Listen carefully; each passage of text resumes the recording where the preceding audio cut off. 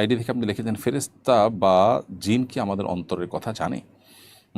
উত্তর হলো না, ফেরেশতা বা জিন আমাদের অন্তরের কথা জানে না, বরং আল্লাহ রাব্বুল আলামিন একমাত্র সেই সত্তা যিনি আলিম বিদাতি সুদূর, যিনি বান্দার অন্তরের সমস্ত কথা জানেন, সেটা একমাত্র আল্লাহর শানে যায়। এটা ফেরেশতা বা জিন বা অন্য কারোর ক্ষেত্রে এটি কিন্তু ফিট হয় না। অতএব তাদেরকে গায়েবের মালিক বা আমাদের অন্তরের কথাও তারা জানে এরকম মনে করাটা ভুল। হ্যাঁ, ফেরেশতা বা জিন তারা যেহেতু আমাদের চোখের আড়ালে যে কোনো কিছুর সাথে মিশে যেতে পারে, সেই জায়গা থেকে আমাদের ব্যক্তিগত অনেক কিছু জানে, কিন্তু অন্তরের কথা তারা জানে না। এরপরে ফাঁসা ভাই এআইডি থেকে আপনি লিখেছেন,